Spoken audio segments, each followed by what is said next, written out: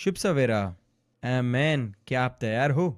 Hallelujah. पिता, हम आपको इस समय के लिए धन्यवाद देना चाहते हैं, आपके वचन के लिए, आपकी पवित्र आत्मा की अगुवाई के लिए धन्यवाद, और आप हमें सत्य में लेके आते इसलिए धन्यवाद। प्रभु, प्रकाशन के ज्ञान को हमें प्रकट करके दो।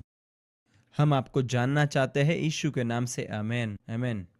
मेरे साथ आपके बाइबल को निकाले, हम पाठ नंबर 4 में जाएंगे। ये पाठ नंबर 5 है, परंतु हम पाठ नंबर 4 में है, और हम पूरी कोशिश करेंगे कि जल्दी हम जाएंगे, जैसे पवित्र आत्मा हमें अगुवाई करेगा। आमेन।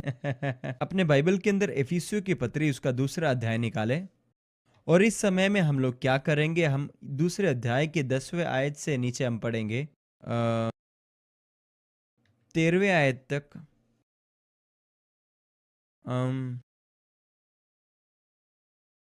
पर मैं ये करना चाहता हूँ, मैं 11वें आयत से पहले शुरू करना चाहता हूँ। ये आपको थोड़ा पुराना जमाना सा लगेगा। क्या आपने आपके वार्तालाप में, किसी के साथ के वार्तालाप में ऐसा कुछ कहा है, और इस वार्तालाप में ऐसा एक कथन कहा हो, उसके बाद उसके पीछे आना पड़ा ये बताने के लिए कि आप इस कथन का क्यों उपयोग करते हैं?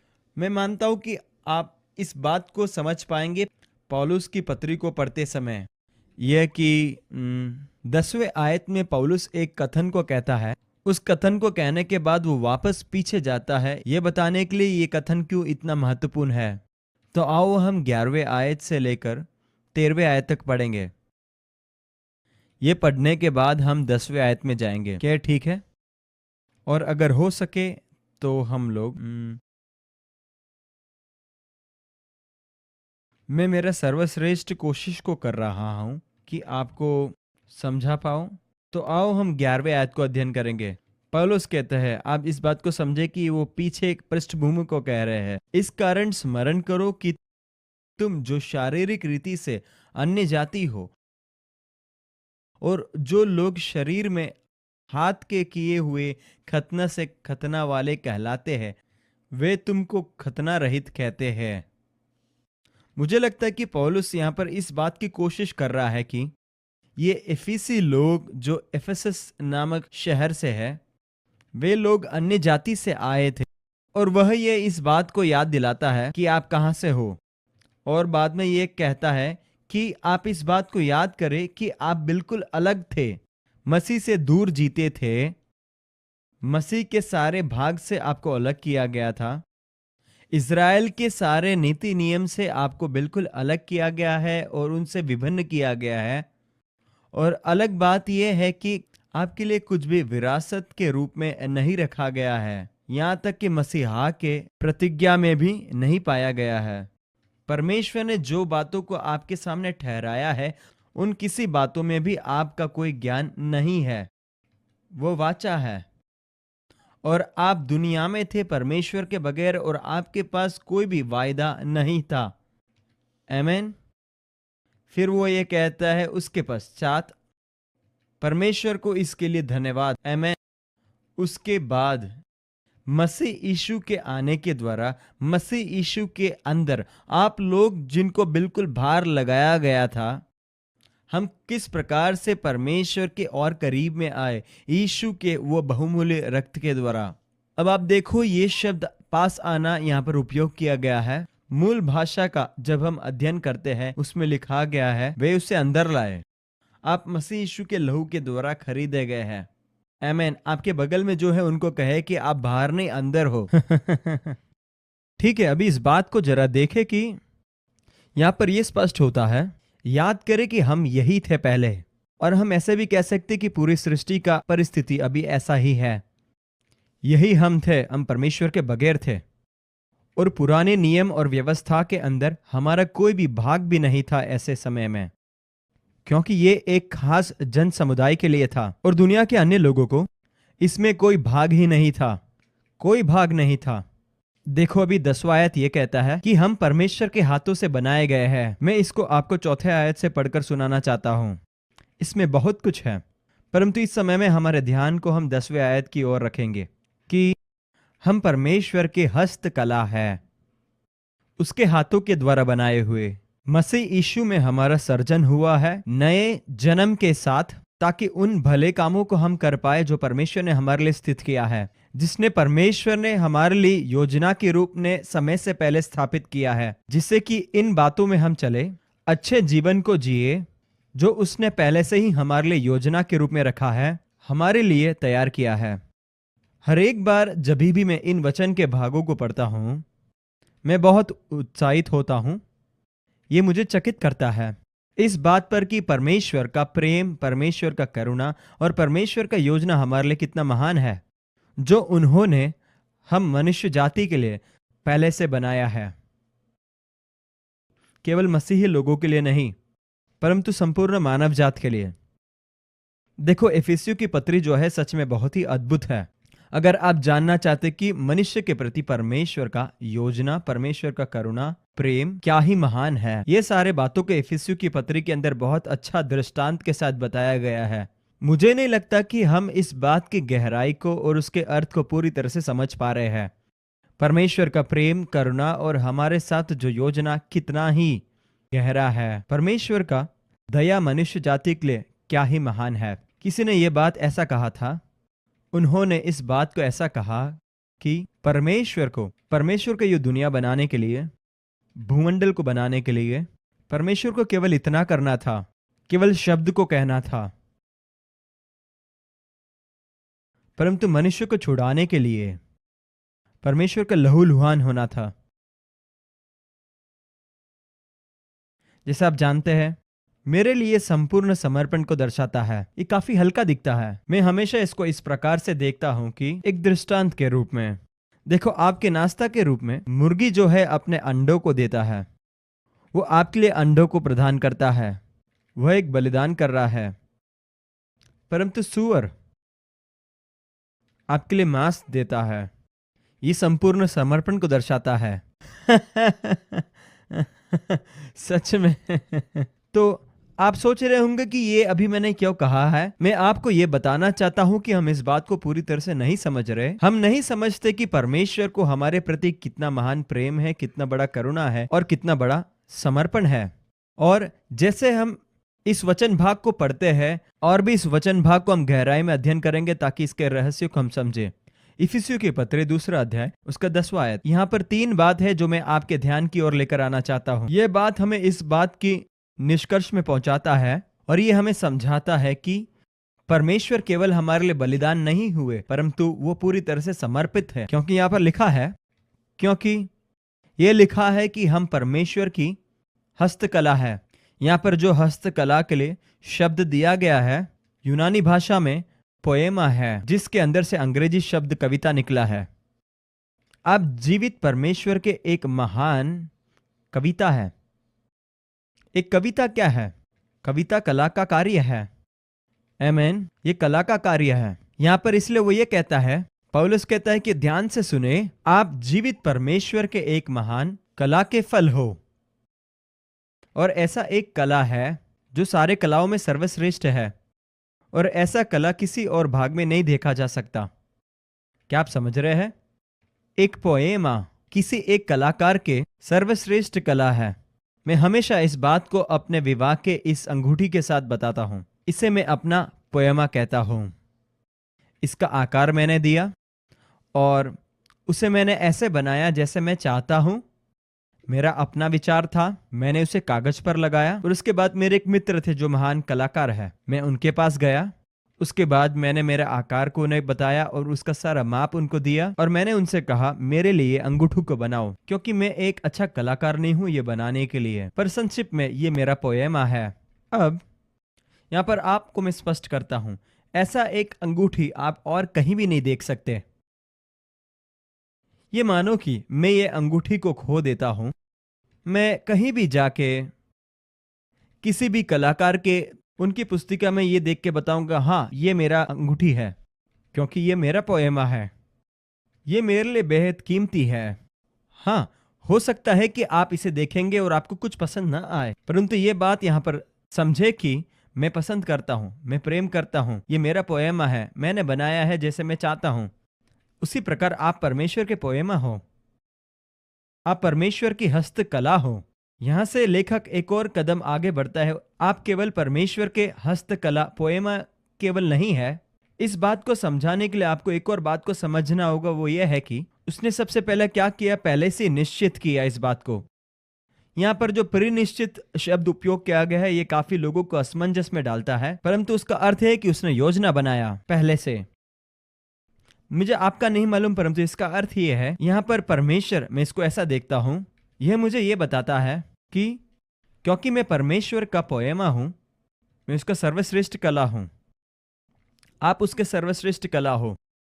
आप इस चित्र में आने से पहले परमेश्वर पहले से योजना बनाया, पहले से निर्धारित किया, तैयार किया आपकी सहभागिता के लिए।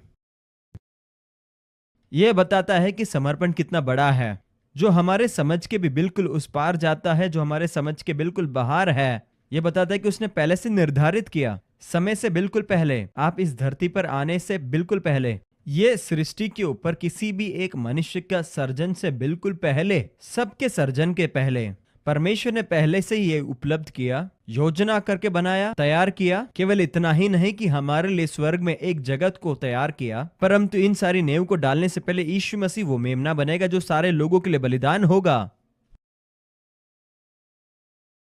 हालेलुया। ये बात दर्शाता है कि परमेश्वर लोगों के लिए कितना समर्पित है और कितना दयालु है। मेरे साथ आप भी निकाले इफिसियों की पत्री उसका 5वां अध्याय, और हम पहले और दूसरे आयत को पढ़ने जा रहे हैं। हम इस वचन भाग को पढ़ेंगे। ये ऐसा एक वचन है जो काफी लोग इसे पहले से जानते हैं, आपने इसमें से कई बार पढ़ा होगा, परंतु वचन ऐसा कहता है कि इसीलिए प्रिय बालकों के नाए जो परमेश्वर के हैं, शादर्श बने और प्रेम में चलो, जैसे मसीह ने भी तुमसे प्रेम किया है और हमारे लिए अपने आप को सुखदायक सुगंध के लिए परमेश्वर के आगे भेंट करके बलिदान कर दिया है। हालेलुया। देखो, ये वचन भाग में मुझे ये बात बहुत अच्छा लगता है कि आपको परमेश्वर के पीछे चलना है, या फिर दूसरे भाग में आपको परमेश्वर के सादृश बनना है। आमीन। परमेश्वर के सादृश बनना है। और मैं ये मानता हूं कि ये शब्द जो यहाँ पर लिखा गया है, सादृश बनना, इसका मूल अर्थ ऐसा नहीं है। मैं आपको इसका एक दूसरा भाषांतर पढ़ के सुनाता हूं। वचन ऐसा कहता है, इस बात पर गौर करें कि मसीह ने हमसे कैसा प्रेम किया। और यहां पर आपके लिए मैंने दूसरा वचन को पढ़ा है, और मेरे सामने यहां पर पहला वचन नहीं है, परंतु मूलभूत तरीके से पहले वचन में कुछ इस प्रकार लिखा गया है,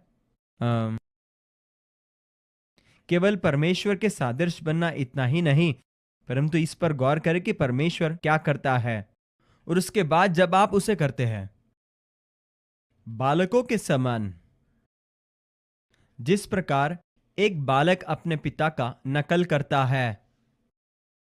आमीन। देखो, जब हम बालकों को देखते हैं, मैं एक व्यक्ति के बारे में जानता हूं जो कई साल पहले पुरुषों के बीच में सेवकाई को करते थे, जिनका नाम पास्टर एड कॉल है। उन्होंने एक कथन को कहा जो मेरे दिल में काफी सालों तक रहा है, और वह कुछ इस प्रकार है। हम नीचे जाएंगे और देखेंगे इसको। इनको विश्वास की जरूरत है।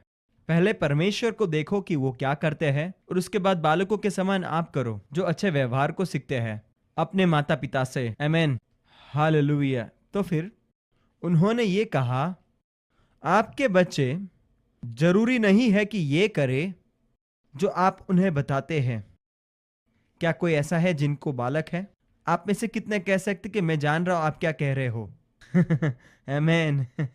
आमीन। ये जरूरी नहीं है कि आप जो बोले वही आपके बालक उसको करे, परंतु ये बिल्कुल सही है कि आप जो करते हैं उससे वे करते हैं। आमीन। इसलिए मैंने कई माता पिता को देखा है जो अपने बालकों को कुछ कराना चाहते हैं पर खुद कुछ और करते हैं। आमीन। और यही बात को हम यहाँ पर देखते जो हमें करने के लिए कहा गया है, और हमें ये निर्देश दिया गया है कि हम परमेश्वर को देखें। देखने के पश्चात जैसे परमेश्वर ने किया है वैसे हमें भी करना है, क्योंकि हम उसके बालक हैं। दूसरे आयत के अंदर बाइबल इस प्रकार कहता है, इस बात को देखे कि यीशु ने हमें किस प्रकार प्रेम किया है। उसका प्रेम काफी शर्तों के साथ नहीं था, परंतु सीमा से बाहर था। वो मुझे ये पसंद है। ठीक है, मैंने ये किया। इस वचन को देखकर उन्होंने किसी शर्तों के साथ हमें प्रेम नहीं किया, जब परमेश्वर कहता है कि वो तुमसे प्यार करता है, जब यीशु कहता है कि वो तुमसे प्रेम करता है, उनके प्रेमों में कोई शर्त नहीं था। जब यीशु मसीह सेवकाई के लिए आए, वो ये शंका में नहीं आए कि मुझे आना है कि नहीं, क्योंकि यह वचन जो है हमें इस बात से सतर्क करता है। हमें इस बात से बहुत सतर्क होना जरूरी है, क्योंकि यह भयानक है कि हमारे जीवन में हम इस शर्तों के अधीन में अपने जीवन को न जिए और अपने आप को सुरक्षा में रखें। देखो, यीशु और परमेश्वर का प्रेम ऐसा नहीं है कि जिसकी सुरक्षा बहुत बड़ा है। यह ऐसा एक प्रेम नहीं है जो भरोसा के बगैर प्रेम को कर रहा है, परंतु ये फिजूल खर्च के तुल्य है। ये उड़ाऊ का मतलब क्या है? वह जो कारणों के सीमाओं से बाहर जाता है, जो कारणों के सीमाओं से भी बाहर जाता है। उनका प्रेम शर्तों के साथ नहीं था, परंतु उड़ाव और फिजूल से भी ज्यादा था, क्योंकि वो कारण के सीमाओं से बाहर था, जो जरूरी बात के सीमाओं से भी बाहर जाता है। और आप कहेंगे क्या ये जरूरी है? और वो इस बात की सीमा से बाहर जाता है जिसे भी किसी प्रकार का परिवर्तन के लिए कोई स्थान नहीं है, जिसके अंदर संतुलन, ऐसे बातों का कोई अभाव नहीं है, जो सच में महान है और विकसित रूप में बड़ा और काफी अच्छा है। मुझे ये पसंद आया। हालेलुया। ये प्रेम जो है सारे सीमाओं को लांद कर आगे बढ़ता है और कारण के भी बाहर है। मुझे ये पसंद है। कारणों के परे ये क्या है? आप किसी भी कारण को लेकर आ जाए, उन सारे बातों से परमेश्वर का प्रेम बड़ा है। आप किसी भी कारण के बारे में सोच के देख लो, कोई कारण क्यों परमेश्वर आपको प्रेम नहीं कर पाया? कोई कारण वो आपसे क्यों नहीं प्रेम करेगा? क्यों वो अपने प्रेम को किसी भी शर्त के सीमाओं में रखेगा? क्योंकि ये सारे सीमाओं से बाहर है। आमीन। अभी जो महत्वपूर्ण बात वो ये है कि आपको अगले पद को समझना है। उन्होंने केवल प्रेम नहीं किया इसलिए कि हमसे कुछ प्राप्त करने के लिए। मुझे नहीं लगता आपने सुना। मैं आपके लिए एक और बार दोहराना चाहता हूं। हम इसके बारे में बात कर रहे थे, पिछले कक्षा में हम बात कर रहे थे ये किस प्रकार हमारे लिए एक जिम्मेदारी बन जाती है। इस बात को आप ध्यान से समझे कि कभी भी परमेश्वर ने यीशु मसीह के द्वारा अपने प्रेम को हमारे लिए इसलिए नहीं प्रकट किया। जब वे क्रूस पर मर गए थे, उस समय में परमेश्वर के पास और कोई भी उद्देश्य नहीं था। वो क्रूस पर मरने के लिए परमेश्वर ने अपने प्रेम को दर्शाने के अलावा और कोई उद्देश्य नहीं था। आपके पास से कुछ प्राप्त करने के लिए वो बलिदान नहीं हुए।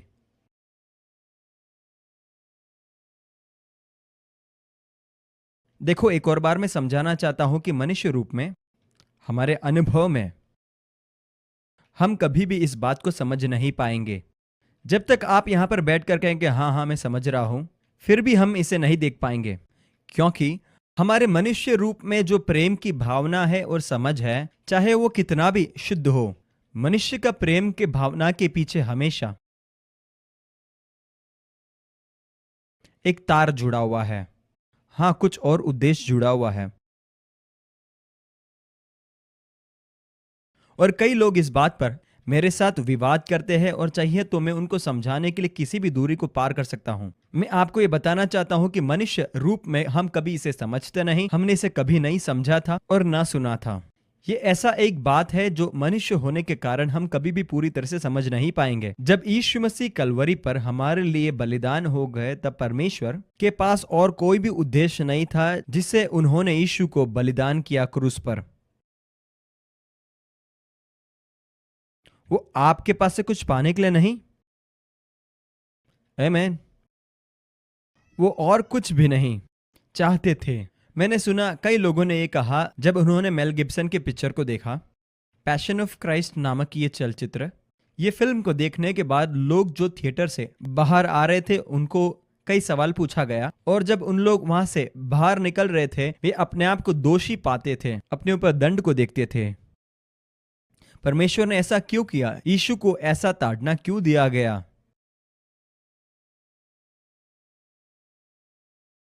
क्या हम सबको दोषी ठहराने के लिए? परंतु हकीकत आजादी यह है कि आप इस बात को समझे कि यीशु क्यों मारे गए थे। हमसे कुछ प्राप्त करने के लिए नहीं, पर इसीलिए मारे गए कि उनके पास जो कुछ भी था वो हमें दे दे। यीशु मसीह के कलवरी के ऊपर बलिदान होने का कारण सबसे बड़ा यही है कि वो परमेश्वर के द्वारा हम मनुष्य जाति के लिए अपने आप में एक भेंट बन गए, ताकि उसके बारे में जो कुछ भी है आप उसे प्राप्त कर पाए, बिल्कुल निशुल्क। और मैं आपसे कहना चाहता, जब भी मैं इस बात का प्रचार करता हूं, सच में ये मुझे उत्साहता है। वो कहता है, सुनो, उस प्रकार प्रेम करो। पौलुस कहता है कि अगर आप प्रेम करना चाहते हो तो इस प्रकार प्रेम करो जैसे यीशु ने किया। देखो, यही है प्रेम। परंतु हकीकत यह है कि अगर हम इस प्रेम को नहीं प्राप्त करते हैं और उस आजादी को जो इस प्रेम के साथ आता है, हम किसी और व्यक्ति को ये प्रेम को नहीं दर्शा सकते, किसी भी परिमाण में नहीं। आमीन। तो ये मुझे क्या बताता है? ये बताता है कि त्रिएक परमेश्वर में पिता का भाग वह इस परिमाण का है कि पिता हमारे पास आता है और इतना गहराई में हमसे प्यार करता है कि वह आया और हमारे लिए उन्होंने सब कुछ किया और हमारे लिए पूर्ण तरीके से समर्पित था, पूरी तरह से समर्पित था, और हमारे पर उनको करुणा आया, जिससे कि हमें वो एक उद्धार को दे, मुक्ति को दे और हमारे लिए विरासत को रख छोड़े। और इस बात को प्राप्त करने के लिए हमें और कुछ भी नहीं करना पड़ेगा ताकि हम इसे पाए। मैं आशा करता हूं कि आप इस बात को समझ रहे हैं। देखो, मैं आपसे ये बात नहीं कहने वाला था, परंतु मैं मानता हूं कि यह महत्वपूर्ण है। पढ़ेंगे इफिसियों की पत्री पहला अध्याय, और ये वचन को मैं आपके लिए पढ़ना चाहता हूं। इफिसियों की पत्री पहला अध्याय, उस अध्याय का 12-13 पहले आयत से। ये मेरे लिए एक संपूर्ण विभाग है, उद्देश्य से भरा हुआ। उद्देश्य, प्रतिबद्धता, प्रेम, मनुष्य जाति के लिए परमेश्वर का करुणा। मैं आपको ये नहीं कह रहा विश्वासी के बारे में, मैं संपूर्ण मानव जात के बारे में बात कर रहा हूं। मैं अविश्वासी के बारे में कह रहा हूं और विश्वासी के बारे में, सब लोगों का एक समूह के रूप में। आमीन। परंतु मैं आपके लिए चौथा आयत से पढ़ना चाहता हूं। जैसे तीसरा आयत में लिखा है कि हमारे प्रभु यीशु मसीह के परमेश्वर और पिता को धन्यवाद हो कि उसने हमें मसीह में स्वर्गीय स्थानों में सब प्रकार की आशीष दी है। देखो, इस बात को ध्यान से सुने। धन्य है वो परमेश्वर जो हमने पहले से ही आशीष दिया है। ये आशीष का खास बात यह है कि ऐसा नहीं कि वो हमें दिया जाएगा या हम इसे भविष्य में पाने वाले हैं। देखो, मसीहत ये नहीं कि हम सुसमाचार बन जाए। ये ऐसा सुसमाचार नहीं है कि हम कुछ बन जाएंगे। मसीहत और यीशु मसीह का सुसमाचार यह है कि आपको समझना है कि यीशु मसीह ने आपके लिए क्या किया है। उन्होंने वो कर दिया है, वो काम पूरा हो चुका है। आमीन। अभी चौथा आयत कहता है, मैं आपके लिए चौथा आयत एक बार पढ़ना चाहता हूं और मैं आपसे अनुरोध करता हूं कि आप इस वचन की ओर गौर करें। पढ़ते समय में आप कुछ शब्दों की ओर अपने ध्यान को लगाए। शब्द है उनके लिए, उनका, वह, ठीक है, परमेश्वर के लिए, ठीक है। अभी हम आगे पढ़ेंगे। जैसे लिखा है, उनके प्रेम के लिए उन्होंने हमें चुना है। मैं चाहता हूं कि मैं इन विभागों में ज्यादा रुक कर आपको पढ़ाना चाहता हूं। उसने हमें चुना है। क्या हमने उसे चुना है? नहीं, उसने हमें चुना है। कब चुना है? इस भूमंडल की नींव डालने से पहले। और उसके पश्चात वो कहता है, उसने आपको चुनकर उठा लिया है, ले लिया है अपने भाग में होने के लिए, मसीह में दुनिया की नींव डालने से बिल्कुल पहले, जिससे कि हम पवित्र ठहरे, अलग किए हुए। उसके लिए हम अलग किए गए हैं ताकि उनके नजर में हम निर्दोष ठहरे, जिससे कि हमें कोई दोषी न ठहराए उनके सामने प्रेम में, क्योंकि उन्होंने हमें निश्चित करके स्थिर किया है। प्रेम में हमें स्थिर किया है ताकि हम उसके लेपालक बालक बने, जिससे कि हम उसके अपने बालक कहलाए जाए यीशु मसीह के द्वारा, जिससे कि उसकी इच्छा के अनुसार ये पूरा हो, क्योंकि ये उसके नजर में अच्छा था, और अपनी इच्छा को पूर्ण करने के लिए, जिससे कि हम उसके लिए एक स्तुति का पात्र बने, जिससे कि हम उसकी महिमा के अनुग्रह के पात्र बन जाए। हम पर करुणा हो और कृपा हो जो उसने हम पर निःशुल्क रीति से दिया है अपने प्रिय में। उनमें हमारे पास छुटकारा है, उनके लहू के द्वारा हमारे पास छुटकारा और उद्धार है, जिससे कि इस लहू के द्वारा हमारा पाप धुल जाए और हमारा पाप का मूल्य चुकाया जाए, जिससे कि यह प्रकट हो उसके असीम करुणा और दया सारे मनुष्य जाति के लिए प्रकट हो जाए, जो उन्होंने हम पर बरसाया हर एक बुद्धि की बातों में, हर एक समझ की बातों में, हर एक प्रायोगिक सिद्धांत की बातों में, ताकि इन सारी बातों को हमारे सामने प्रकट करे, उस भेद को या फिर भेद से भरा हुआ संदेश, उसकी इच्छा की, उसकी योजना की, उसके उद्देश्य की, और वह यह है कि वह अपने आनंद के भाग के रूप में उनकी करुणा से भरा हुआ उद्देश्य के साथ, जो उन्होंने पहले से ही उद्देश्य के साथ योजना बनाया, उनके अंदर उन्होंने योजना बनाया। क्या आप समझ रहे हो मैं आपसे जो कह रहा हूं? उन्होंने योजना बनाया जो समय की पूर्तिकरण के अंदर, जो युगों की पूर्तिकरण के अंदर हम सबके सामने प्रकट हो, ताकि वे सारे बातों को एकत्रित करे, इस बात के अंदर प्रकट करे, समाप्ति की ओर, समय की पूर्तिकरण के अंदर समाप्त करे। यीशु मसीह के अंदर इन सारे बातों का समाप्ति और परिपूर्णता को दर्शाए, दोनों स्वर्ग में और पृथ्वी में।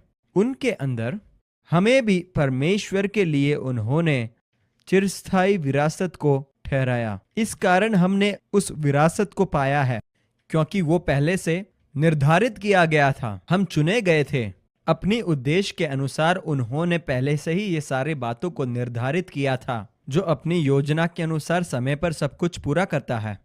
ये सारी बातों को वो अपनी पूर्ण इच्छा के अनुसार पूरा करता है, जिससे कि हम प्रभु यीशु के अंदर ये पहले आशा को पाए, जो अपना सबसे पहला भरोसा उसके ऊपर डालता है, जो डालता है हो निर्धारित किया गया है, उसके अंदर उसकी महिमा की प्रकटीकरण के लिए हमें बनाया है।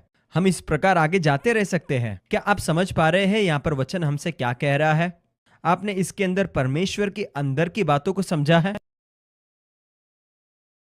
जब हम इस बात को समझने लगते, ये वो परमेश्वर के अंदर की बात है, ये समझते हैं कि परमेश्वर खुद, अगर ये आपके नोट में नहीं है तो मैं अनुरोध करता हूं आप इसे लिख ले, परंतु परमेश्वर ने खुद इसको लिया, प्राण को लिया, संपूर्ण जिम्मेदारी को लिया,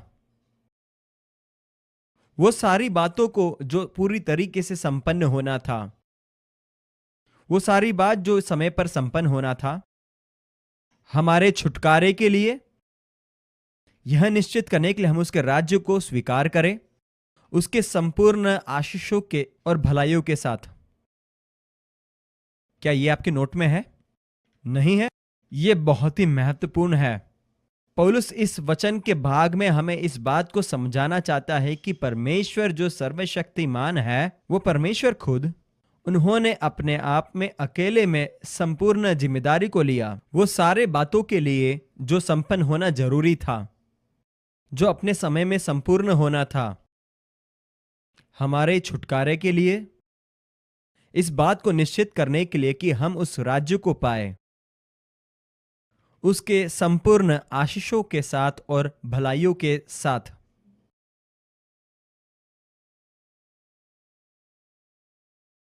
और मुझे लगता है आज के जमाने में मसीहत की ये सारे बातों के बीच में ये खो गया है, और हमने इसे ऐसा बनाया है, हमें इस मसीहत को ऐसे शर्तों के साथ बनाया है मैन, और हमने यह किया है कि हम इस सारे बातों को भूल गए हैं, और हकीकत में हमने इस बात को धिक्कारा है कि परमेश्वर ने मसीह के अंदर हमारे लिए जो करुणा, जिम्मेदारी को बताया है, यीशु मसीह के उस कलवरी पर बताया जिस पर वो मर गए। देखो, यीशु मसीह जब इस दुनिया में आकर संपूर्ण मानव जाति के लिए अपने जान को बलिदान करता है, ये परमेश्वर की जिम्मेदारी दर्शाता है हमारे प्रति, मनुष्य के प्रति। यीशु मसीह ने ये मानव जाति के लिया है, संपूर्ण मानव जाति के लिए। ये उन्होंने एक चुने हुए लोगों के लिए नहीं, परंतु संपूर्ण मानव जाति के लिए किया है। तो मैं आगे यह करना चाहता हूं कि ये सारे सत्यों को आपके सामने मैं पेश करना चाहता हूं। ये कक्षा को लगाने का मेरा संपूर्ण उद्देश्य यही है कि अगर आप इस तरीके से अलग विचारधारा को सोचना शुरू करेंगे तो आपका नजरिया भी धीमे बदलने लगेगा। आमीन। तो मेरे साथ निकाले मत्ती रचित सुसमाचार उसका 16वां अध्याय उसका 21 आयत से लेकर 28वें आयत तक। यहां पर कुछ बातों को मैं आपको बताना चाहता हूं। नए नियम की सबसे सामर्थी सत्यों में से यह है कि वह इस बात को प्रकट करता है कि और सच में यह यीशु के सुसमाचार को अलग बनाता है। दुनिया के सारे अन्य धर्मों से यह शिक्षण अलग है और मैं इसे इस प्रकार कहता हूं, हर एक मनुष्य को अपना भाग मिलता है, हर एक मनुष्य को अपना प्रतिफल मिलता है। यह मत्ती रचित सुसमाचार के अंदर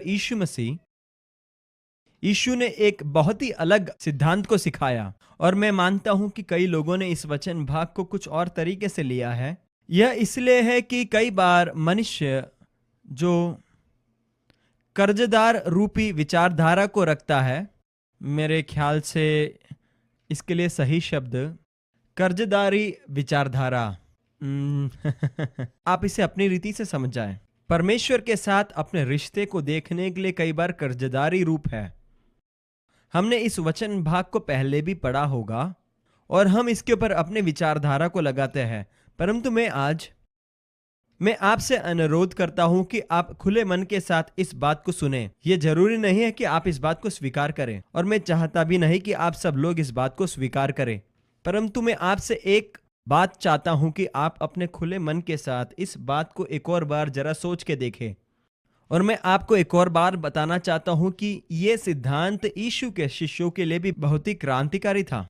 उसका अर्थ है कि आप में से किसी ने भी जेफ डनन नाम के कलाकार को देखा है और उनके पास एक वाहन है जो करके निकल जाता है और कई लोगों के लिए करके उनके सर से निकल जाता है। ये उनके समझ नहीं आता और ये शिष्यों के साथ भी कुछ ऐसा ही हो रहा था। यहाँ पर उनको ये बात समझ नहीं आया। वहां पर बहुत लोग थे और वह सोचते थे कि बहुत सारे शिष्य हैं जो हमारे साथ सहमत नहीं होंगे, परंतु मैं आपसे कहना चाहता हूं, अगर आप इसे गौर करेंगे आप समझ पाएंगे। आपका दिल उत्साहित हो जाएगा, आपका मन चिल्ला उठेगा। आमीन। आपका मन चिल्ला उठेगा ये कातिल है आमीन। परंतु वचन कुछ ऐसा है, आओ हम इसको देखेंगे मत्ती उसका 16वां अध्याय। हम इस अध्याय के 21वें अध्याय से पढ़ने लगेंगे। वचन कहता है, उस समय से यीशु अपने चेलों को बताने लगा कि मुझे अवश्य है कि यरूशलेम को जाऊं और पुरनियों और महायाजकों और शास्त्रियों के हाथ बहुत दुख को उठाओ और मार डाला जाओ और तीसरे दिन जी उठूं। इस पर पतरस उसे अलग ले जाकर झिड़कने लगा और कहा, हे प्रभु, परमेश्वर ना करे, तुझ पर ऐसा कभी ना होगा।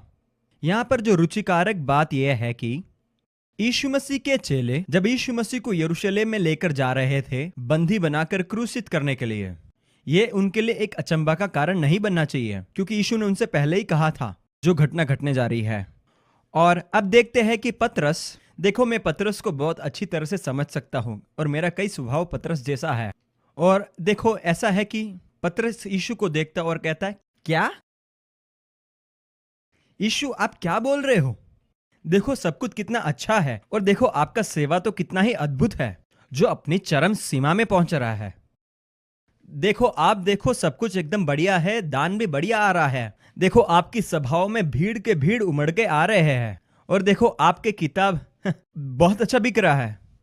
तो मेरे को लगता आप कह रहे होंगे, अरे क्या यीशु का किताब था?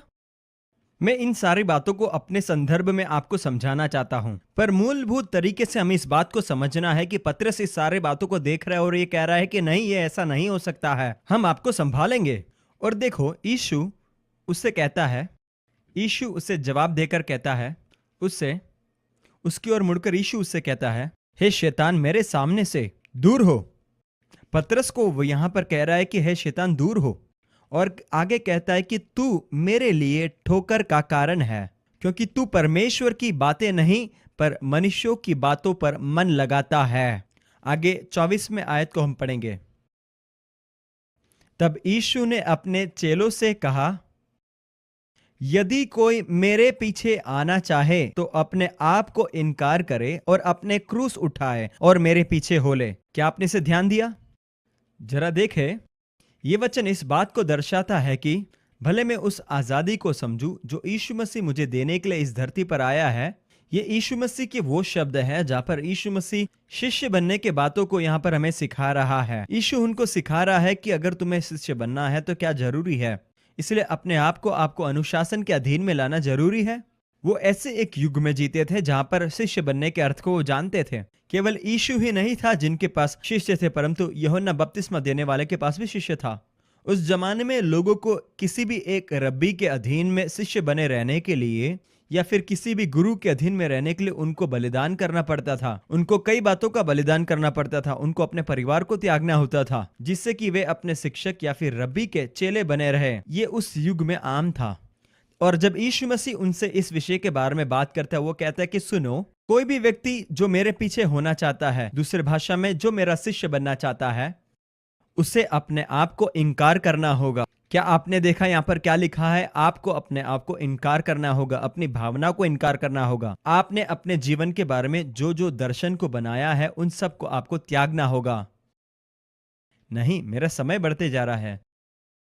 मैं आपसे अनुरोध करता हूं वो घड़ी को थोड़े समय के लिए बंद रखे। पर यहां पर आप इस बात को जरा ध्यान से सुने, ये समझना जरूरी है। ये घड़ी को वहां रखना नहीं चाहिए। हालेलुया। चलो, हमें अभी समय बर्बाद नहीं करना, आगे बढ़ना है। हम इस बात को किसी भी तरीके से व्याख्या कर सकते हैं और मैं मानता हूं कि कलीसिया भी इसी प्रकार से व्याख्या कर रहा है। अगर तू यीशु का चेला बनना चाहता है तो बहुत महंगा है।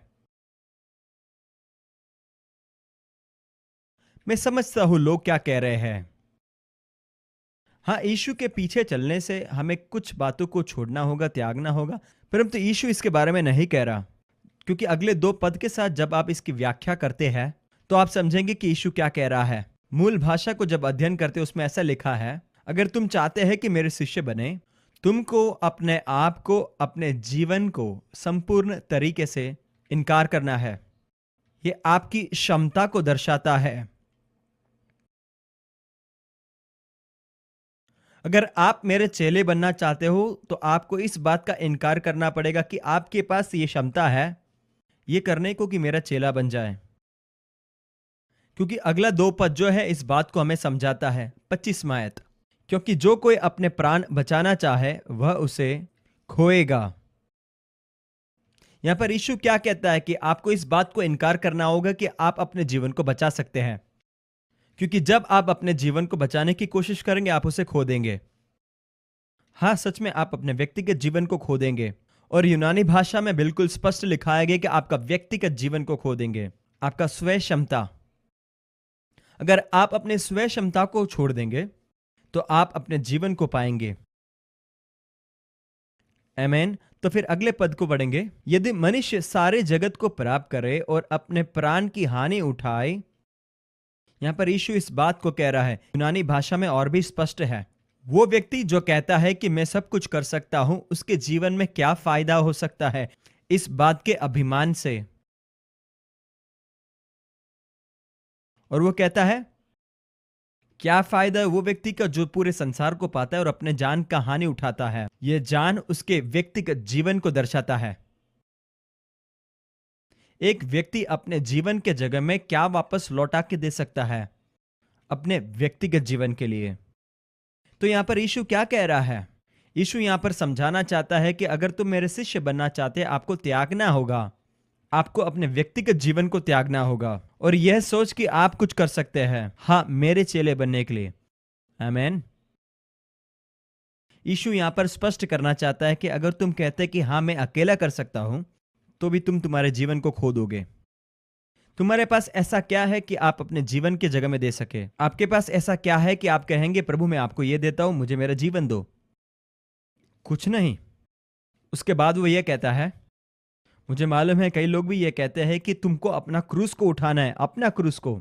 सही है, अपना क्रूस को उठाना है। जो व्यक्ति मेरा शिष्य बनना चाहता है उसे अपना क्रूस को उठाना है। आप सब बाइबल के विद्यार्थी, आप यूनानी भाषा में इसे सीख सकते हैं।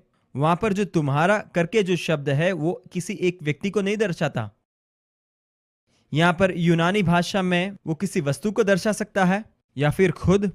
मैं खुद मानता हूं कि यीशु यहाँ पर इस बात को स्पष्ट कर रहा है। वो कहता है कि अगर तुम मेरे शिष्य बनना चाहते हो तो आपको सबसे पहले अपने व्यक्तिगत जीवन को आपको त्यागना होगा, आपको अपनी क्षमताओं को त्यागना होगा और उसके बाद उठाना है। और यहाँ पर यीशु वधस्तंभ को दर्शा रहा है।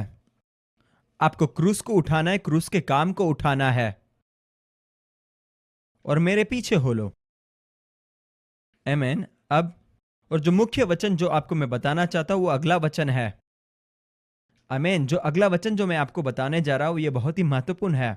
अगला वचन बिल्कुल ये बताता है, 26वां आयत, यदि मनुष्य सारे जगत को प्राप्त करे और अपने प्राण की हानि उठाए तो उसे क्या लाभ होगा, या मनुष्य अपने प्राण के बदले में क्या देगा। अगला वचन 27, क्योंकि मनुष्य का पुत्र, ये मनुष्य का पुत्र कौन है?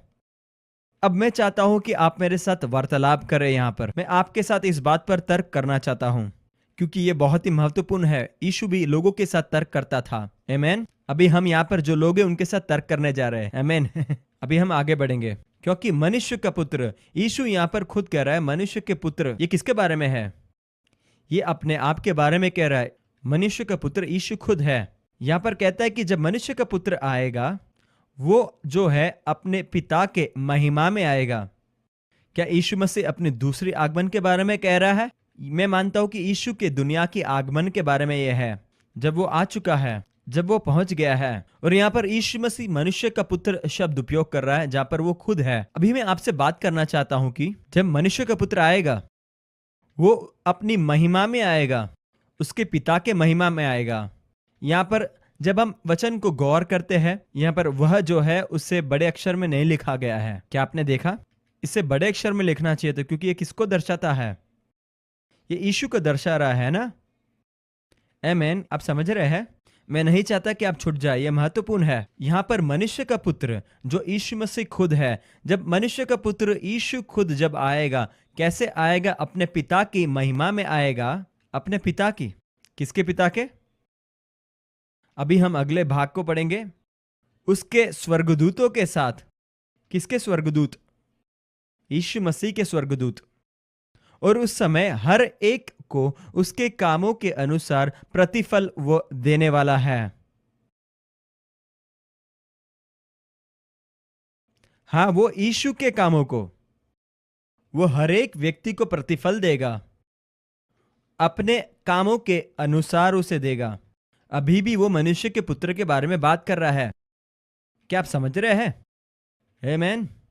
यहाँ पर मनुष्य का पुत्र जब आएगा उसका अर्थ क्या है? वो कह रहा है कि अगर तुम मेरे शिष्य बनना चाहते हो तो आपको इस बात का इनकार करना होगा कि आप अपने जीवन को बचा सकते हैं, कि आप अपने आप में स्वधर्मी बने और आपको अपने क्रूस को उठाना है और मेरे पीछे हो लेना है। क्योंकि मनुष्य का पुत्र अपने पिता के महिमा में आएगा, यीशु के पिता के, अपने स्वर्गदूतों की उपस्थिति में, यीशु मसीह के स्वर्गदूतों के उपस्थिति में। यीशु मसीह का जब जन्म हो रहा था वहां पर भी हम देखते कि सारे स्वर्गदूत उपस्थित है। क्या आप समझ रहे हैं? उसके पश्चात वो हर एक मनुष्य को प्रतिफल देगा, केवल विश्वासी को नहीं,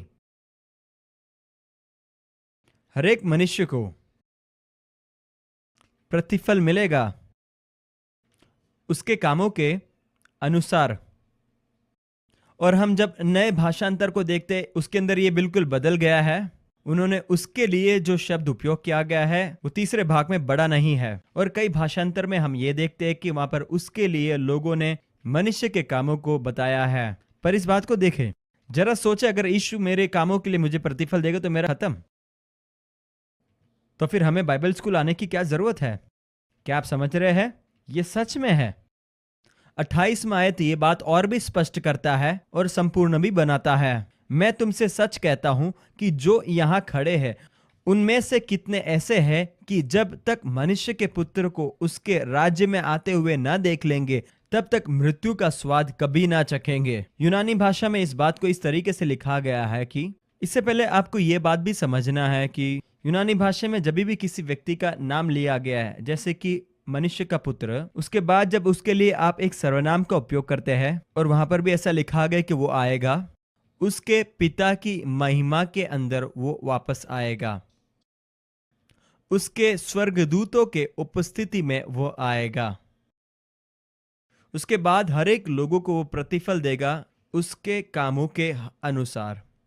और उसके बाद लिखा है कि जब तक वो अपने राज्य में नहीं आता। आमीन। तो ये बात हमें किस बात को समझा रहा है? ये हमें इस बात को समझा रहा है कि ध्यान से इस बात को सुने और समझे। हर एक घटना जो हुआ है, हर एक बात और काम जो यीशु ने खुद किया है, यीशु मसीह इस जगत में आए और हमारे हर एक के पापों के लिए बलिदान हो गए क्रूस पर। सारी बात जो यीशु मसीह ने संपूर्ण किया है, हर एक बात जिनका होना जरूरी था, हर एक व्यवस्था के नियम जो संपन्न होना था, जो व्यवस्था मनुष्य के ऊपर था, वो संपूर्ण हो चुका था। हर एक बलिदान जिनका होना जरूरी था वो हो गया था। इसलिए यीशु मसीह उसके कामों के द्वारा, वह काम जो उन्होंने किया, वो हमें प्रतिफल देता है। इस बात का प्रतिफल जो उसने किया है खुद। हालेलुया। देखो हमारा समस्या यहां पर है। देखो अगर आप एक साउथ अफ्रीकी है मेरी तरह, तो जो जन समुदाय जो आप जानते हैं कि वे लोग जो अपने सर्वश्रेष्ठ प्रतिफल वो प्रतिफल जो किसी और के काम का फल है और आप उसका मजा उठाते हैं, वो शायद सही नहीं। आमीन।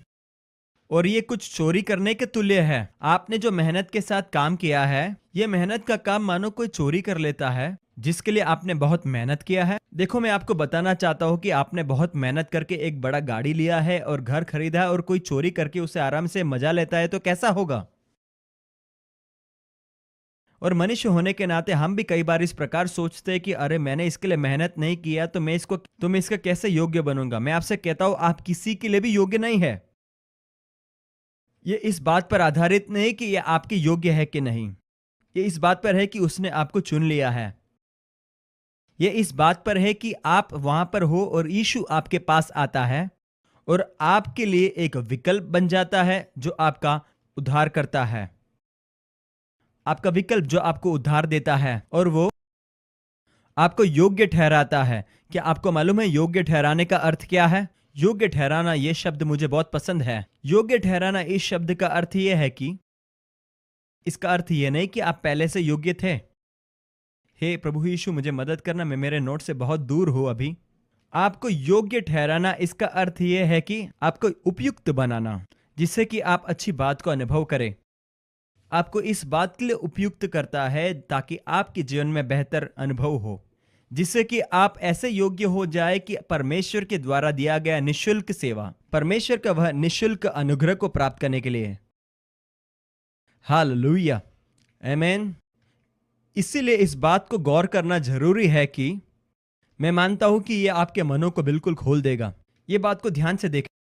मैं आपसे कुछ कहता हूं, हम में से लोग जो इस बात को सुन रहे हैं और सोचते हैं, जो ऐसा सोचते हैं कि ऐसा होना किसी भी तरीके से मेरा यीशु के साथ जो प्रतिबद्धता है, हम हमेशा कलीसिया में ये बोलते हैं, एक विश्वासी या प्रचारक के नाते मैं हमेशा प्रचारकों को देखता हूं जो आगे खड़े रहते और टेबल पर मार मार के कहते हैं कि हमें कलीसिया में क्या जरूरी है, हमें कलीसिया में प्रतिबद्धता की जरूरत है, हम चाहते हैं कि लोग और प्रतिबद्ध बन जाए। आपका समस्या है कि आप प्रतिबद्ध नहीं हो। आपका समस्या यह है कोई भी व्यक्ति उस व्यक्ति के साथ प्रतिबद्ध नहीं हो सकता जो उनके प्रति प्रतिबद्ध नहीं है।